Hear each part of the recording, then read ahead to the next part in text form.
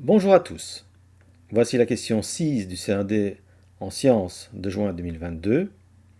Pour obtenir le questionnaire 2022, reprends le lien en description et clique sur Questionnaire C1D 2022.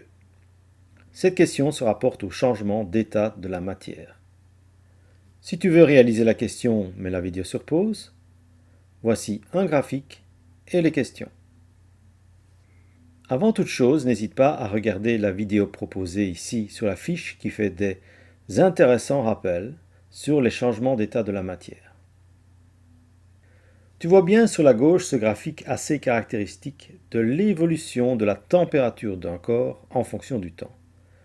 Deux informations importantes sont à identifier sur ce graphique. D'abord, on voit l'existence d'un palier de température, ce qui signifie que, même si on continue à chauffer le corps, la température ne varie pas et cela correspond au changement d'état du corps. Ici, on observe donc que le corps, qui était solide, est en train de devenir liquide. Si on met le thermomètre dans ce corps à la fois solide et liquide, il reste à la même température. Un palier de température, c'est bien un segment de droite horizontale que l'on peut observer dans un tel graphique, et ceci montre en plus que c'est un corps pur, c'est-à-dire un corps composé d'un seul type de molécules.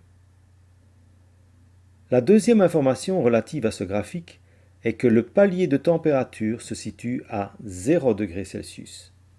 Ceci indique donc que nous avons affaire à de l'eau pure, car seule l'eau pure a un palier de fusion ou de solidification à 0 degrés Celsius.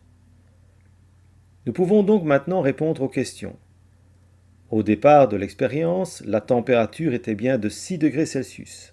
Attention, ne pas indiquer seulement 6, il faut aussi indiquer l'unité. Pourquoi sait-on que c'est de l'eau?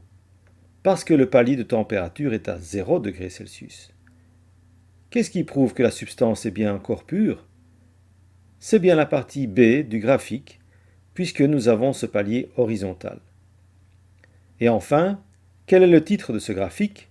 C'est bien un graphique évolutif, c'est-à-dire qui fait varier la température en fonction du temps. Nous avons en effet deux variables. Dans ce cas, on peut utiliser ce type de phrase, évolution de ce que nous avons en ordonnée en fonction de ce que nous avons en abscisse. Donc, évolution de la température de l'eau pure en fonction du temps. Voilà, cette vidéo est terminée. À très bientôt pour une autre question de C1D.